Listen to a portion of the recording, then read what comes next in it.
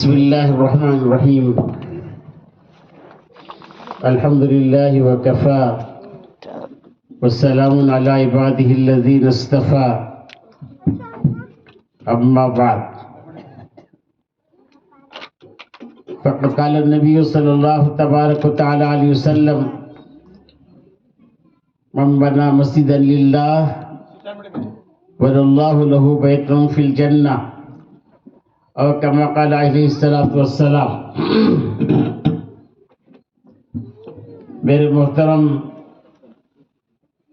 حضرات علماء کرام،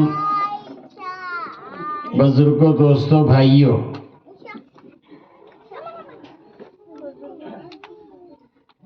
ہم سب یہاں جو جمع ہوئے ہیں، سرکار دو عالم صلی اللہ تعالی علیہ وسلم مکہ مکرمہ سے مدینہ منورہ تشریف لائے تو پہلے اپنے مکانات نہیں بنائے. یہ غور سے سنو، یہ ہمارے بچپن میں کیا بولتے تھے؟ پہلے گھر کو چرا، بعد مسجد کو چرا.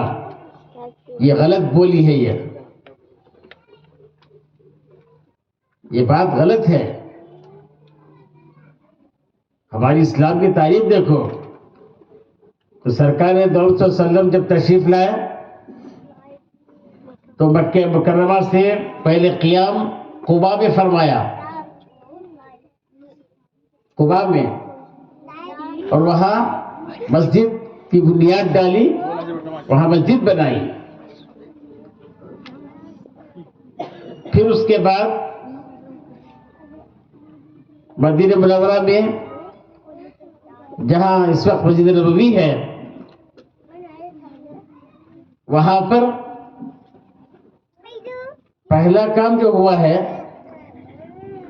وہ مسجد نبوی بنائی.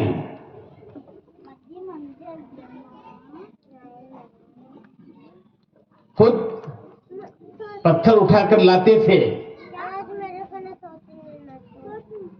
عورتیں خدمت کرتی تھیں. شروع میں پردے کا بھی حکم نہیں تھا. اس وقت پردے کا بھی حکم نہیں تھا، پردے کا حکم بعد میں آیا.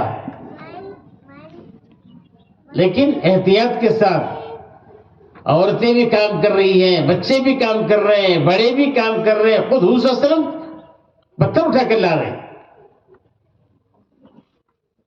اس طرح مسجد بنائی گئی. مسجد کے بننے کے بعد پھر چھوٹے چھوٹے مکانات بنائے.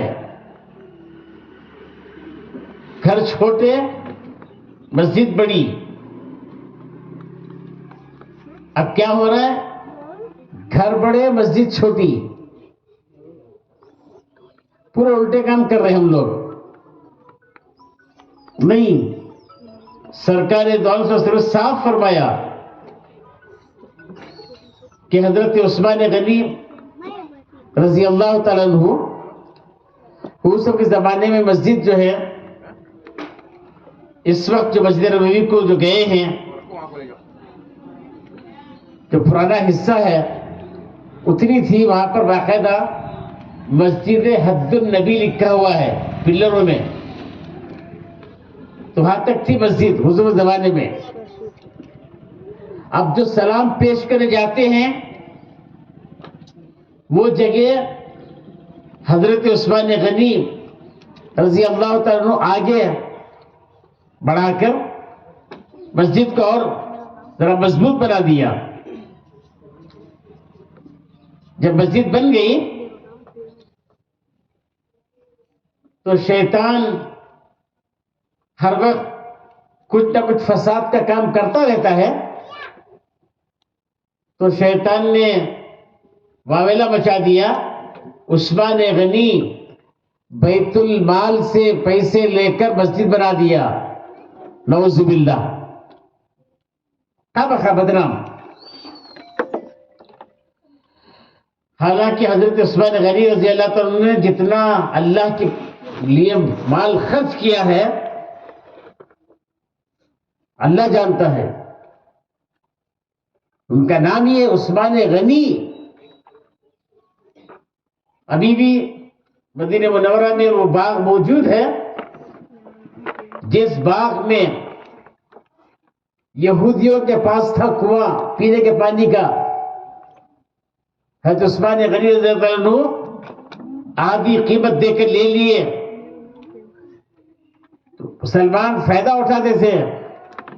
دوسرے دن کوئی آتا نہیں تھا تو پھر دوسرے دن پھر دوسرا حصہ یہودی نے کہا یہ بھی لے لو. لے لیے, وقف کر لیا. وہ پانی آج بھی موجود ہے, آج بھی استعمال ہو رہا ہے. تو کہنے کا مقصد یہ ہے, پھر اس کے بعد حضرت عثمان غنی سب کو جمع کیا. جمع فرما کر کہا کہ ساتھیوں, دلوں کے اندر برائی کا لانا اچھی چیز نہیں ہے. دل ہمیشہ صاف رہنا چاہیے. دل میں ایک, زبان میں ایک, یہ اچھی کیفیت نہیں ہے. جو دل میں وہ زبان میں, جو زبان میں وہ دل میں, یہ چیز لانا ہے. سمجھانے کی مثال دیتے ہیں کہ ایک مرتبہ میاں بیوی دونوں مل کے طے کر لیے آج ہم دونوں کو کھانا ہے, تیسرا کوئی نہیں آنا. تو پکوان ہو گیا. پکنے کے بعد میاں بیوی بیٹھ کر کھانا شروع کیے. اتنے میں بیل بجی. تو یہ اسے آیا غصہ, پوچھنے لگا کون آیا دال میں کالا؟ کون ہے یہ دال میں کالا؟ پھر بھی جا کے دروازہ کھولا تو تھا سالا. سالے کو دیکھ کر بولا برابر وقت آ گئے, آ جاؤ آ جاؤ. حالانکہ دل میں گالا نہیں لگ گیا. اس سامنے کیا بولا, آجا آجا کھا لو. یہ دو رنگی اچھی چیز نہیں. اسی کو ایک شاعر نے کہا دو رنگی چھوڑ دے ایک رنگ ہو جا. دو رنگی چھوڑ دے ایک رنگ ہو جا. سراپا موم یا تو سنگ ہو جا, یا موم ہو جا سنگ ہو جا. یہ ڈبل گیم چھوڑ. تو حضرت عثمان غنی رضی اللہ عنہ سب کو جمع کیے. جمع کرنے کے بعد فرمایا ساتھیوں, میرے بارے میں یہ بات پھیلائی جا رہی ہے کہ میں بیت المال سے مال اٹھا کر مسجد بنایا ہوں. یہ غلط بات ہے, یہ بات غلط ہے. بلکہ میں اپنے ذاتی رقم سے اس میں ایک حبہ بیت المال کا نہیں لیا, ایک پائی نہیں لیا بیت المال سے. میں اپنے مال سے اس لیے بنایا ہو کہ سرکار دو عالم صلی اللہ علیہ وسلم نے ارشاد فرمایا تھا من بنا مسجدا للہ بنى اللہ له بیتا فی الجنہ. جو اللہ کے لیے, نام و نمود کے لیے نہیں, دکھلانے کے لیے نہیں, میرا نام آ جائے سب مجھے بولے کیا اچھی بنائے نا مسجد, نہیں. من بنا للہ, اللہ کے لیے, اللہ راضی کرنے کے لیے, اللہ کو خوش کرنے کے لیے مسجد بنا دی. اس لیے میں نے بنایا ہے. تو بنى اللہ له بیتا فی الجنہ, مثلا جیسے انہوں نے جتنا یہ کیا اس سے بہترین انداز میں اللہ تعالیٰ جنت میں مسجد بنائے, ان کے لیے گھر بنائے گا. تو غرض میرے بزرگوں, ہم لوگ بھی چونکہ یہ جلسہ ہے سنگ بنیاد کا, مسجد کی تعمیر کا, اس میں ہم لوگ خود کا مال اور حلال آج بھی چلے گا بیت اللہ کو. بیت اللہ میں حتیم ہے, حتیم کا حصہ، رکن عراقی رکن شامی کے درمیان کا جو حصہ ہے عراق، وہاں پر تو بیت اللہ کی جب تعمیر ہوئی تھی، سرکار دو عالم صلی اللہ علیہ وسلم کو ابھی نبوت نہیں ملی تھی، اس وقت اعلان ہوا تھا حلال مال جمع کیا جائے۔ اس زمانے میں بھی ایام جاہلیت میں حلال کی طرف توجہ تھی، اس لیے کوشش کریں کہ ہمارا پاکیزہ مال لگے، حلال مال لگے، حرام مال سے بچائیں۔ مال حلال کب ہوتا ہے؟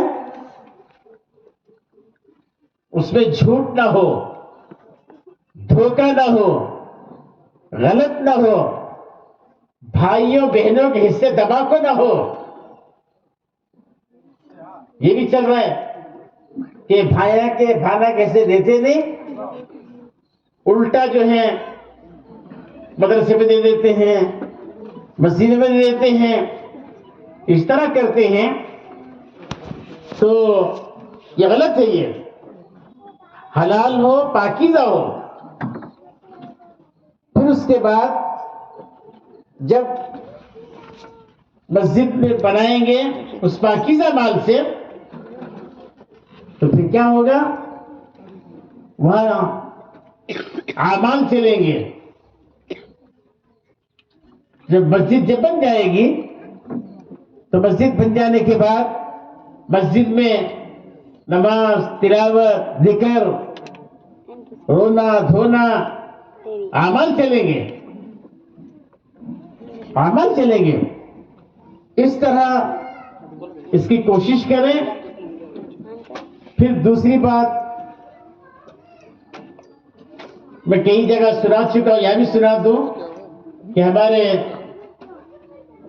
قاری صدیق احمد صاحب باندھوی رحمۃ اللہ علیہ جب پہلی مرتبہ تشریف لائے تھے بنگلور، تو اس وقت ہماری مدرسے کی جو مسجد ہے اس کا چھت کا کام نہیں ہوا تھا، چھت بھی نہیں پڑی تھی، اس وقت آئے تھے۔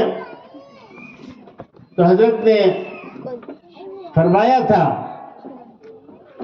کہ جس طرح محلے میں مسجد بنا رہے ہیں، ویسے اپنے گھروں میں بھی، یہ ضروری نہیں کہ 4 کمرے 5 کمرے والا گھر ہو، کوئی ضروری نہیں۔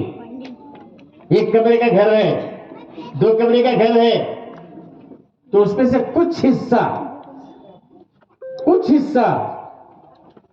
وہ عبادت کے لیے طے کرو، اور اس کا نام رکھو مسجد عائشہ، مسجد فاطمہ، مسجد ختیجہ، یہ سودا، ام حبیبہ، دوسروں کے ازواج مطہرات کے نام ہے، آپ کی بیٹیوں کے نام ہے، کوئی نہ کوئی نام کے ساتھ اس حصے کو رکھیں، اور وہاں مرد حضرات فجر کی سنت پڑھیں، تہجد پڑھیں، اور عورتیں وہی نماز پڑھیں، تلاوت کریں، ذکر کریں، بچے بھی نماز پڑھیں۔ تو حضرت نے فرمایا تھا جس طرح بیت اللہ سے رحمتیں اترتی ہیں مساجد پر، اس کے بعد وہ مسجدوں کی رحمتیں ہمارے گھروں میں اتریں گی، تو اس طریقے سے ہم اپنے گھروں میں مسجدوں کا بھی اہتمام کریں۔ پھر انشاءاللہ ثم انشاءاللہ گھروں میں برکتیں آئیں گی، اور گھروں کا ماحول دینی بنائیں۔ رب اغفر لی ولوالدی ولمن دخل بیتی مؤمنا وللمؤمنین والمؤمنات، میری مغفرت فرما، میرے ماں باپ کی مغفرت فرما، میرے گھر میں جو بھی داخل ہو جائے، داخل ہونا چاہے مرد ہو، داخل ہونے والی چاہے عورت ہو، گھر سے مغفرت کے سامان لے کر جائیں۔ تو انشاءاللہ اس طریقے سے کریں گے تو ہوگا۔ بہرحال ہم کو چاہیے کہ اس وقت چونکہ عصر کا وقت بھی قریب ہے، مفتی صاحب بھی تشریف لا چکے ہیں، اب آپ کے سامنے تفصیل سے بات آئے گی۔ وآخر دعوانا الحمدللہ رب العالمین۔